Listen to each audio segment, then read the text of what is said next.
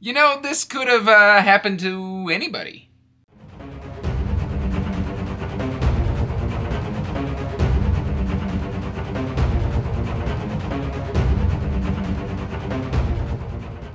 Hey everyone, welcome back to Andrew's Wizardly Reads, and as always guys, I am Andrew, and today what I have here for you is a top 10 list, and a chance for you to vote on my TBR! But before we get into that, please like this video and subscribe to the channel, as it does help the channel grow. You can check the description box down below for links to all of my social media, including links to my Patreon, Discord, what have you. It's all there for you to explore.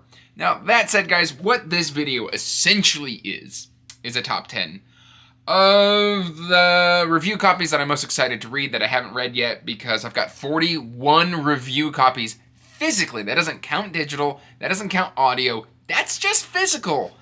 And I've gotten a bit behind, I've gotten bogged down. It's why I'm no longer accepting review copies here on the channel, because I have commitments. And I promised these authors that I would at least try their work, and I haven't done it yet, and I feel bad. So, here's what we're going to do. I'm going to talk about these 10 books that I've got right off here to the side, and what I want you to do, what I would like for you to do, is drop in the comments down below and give me three of these books that you want me to prioritize, and I will add those to my Q1, like Read Your Shelf challenge, because I've got 40 other books of In Progress series that I'm still working on. And that's kind of taken up the first quarter of my year. So that's kind of where we're at. But I will take whichever 3 books are voted for the most and add that to that stack so that it's in there, it's in the mix for me to read. And that way I can kind of at least get a few of these authors kind of caught up on what I've since promised them. Okay, so full disclosure, I recorded this video 2 months ago.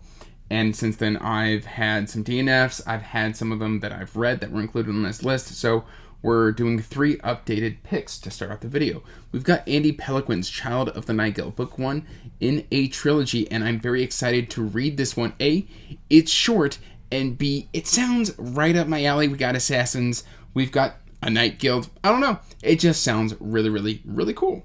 Then we have got The Jackal of Nar by John Marco, and I've had this one on my TBR for a long time now. It's been on my TBR for about 2 years. This is my second edition of copies. John Marco was kind enough to send this one to me, and it just sounds super epic. And I've got like 4 books by this author that I still need to read. And finally, we've got This Beauty by Coy Hall, The Promise of Plague Wolves. And this is a very interesting, like, medieval horror style book. And he's got another one that I want to get my hands on. It's The Hangman Feeds the Jackal, which is a gothic western. Sounds super cool. But this one, the interior is super cool. I've already read like the first couple pages, and it really pulled me in. So this is being added to the list as well. And with that, we are going back to the original video. Next up, we have got The Look of a King by Tom Dumbrell, and this is Pillars of Peace, book 1. Now this initially came on my radar because there was a broken binding edition, bind up, and I was like, oh, that's cool. I had heard about the series just slightly prior to kind of Tom reaching out to me, and I was like, yeah, absolutely, I would love for you to send me book 1. And he did. He personalized it. I've kind of started this one a couple times. And of course, like, I've been huge into mood reading, so I like the prose, I like the flow, I like the characterizations. It's a shorter book, and I just want to get through this trilogy. So, I mean, if this one gets selected, I'm probably just going to binge through the trilogy, just because I want to finally have that checked off the old list. And I need to get some more indie in my life. I've been kind of reading a lot of trad lately, which, don't get me wrong, I love trad pub, but at the same time, I have so much love for the indie community. So we've got, of course, the first 2 books are indie. But again, we've got some trad. And we've got Howard Andrew Jones. This is the Hanar Chronicles, or the Chronicles of Hanar #1. He has sent me both books in hardcover. And Howard, I really want to read these. I've got 5 Howard Andrew Jones books that I still need to read. And this one I've heard is very fast-paced. It's sword and sorcery. It's really well done. I know Nico loves this book, so I'm imagining Nico's going to immediately yell in the comments for me to read this one. And that's okay, Nico. I expect that from you.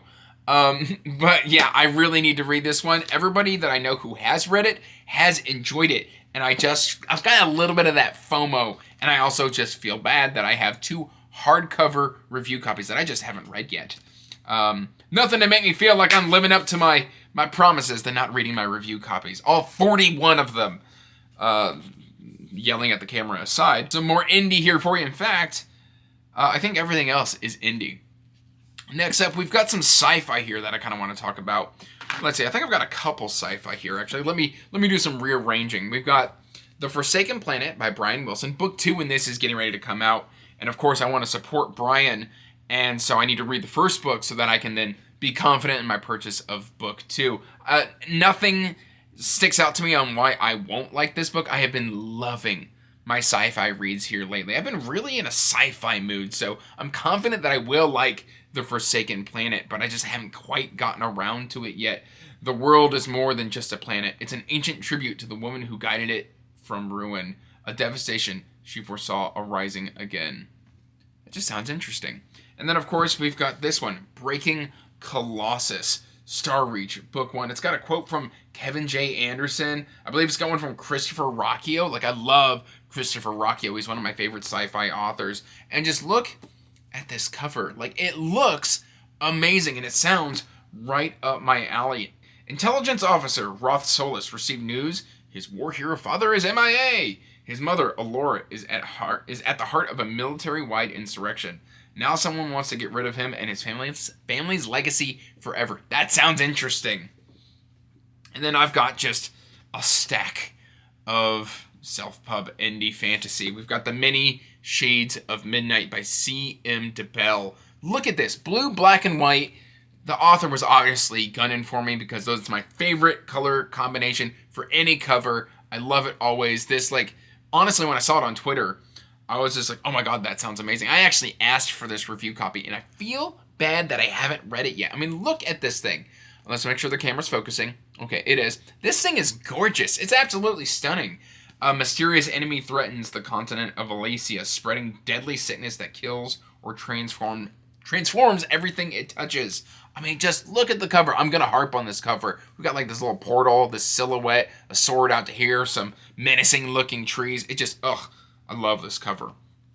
And then we've got some Grimdark, The Sins of Kings by Daniel Thomas Valente. Look at that. Look at this thing. We've got this crown. We've got like puppeteer's hands and strings hanging from the crown. And in this nice red font. Ugh.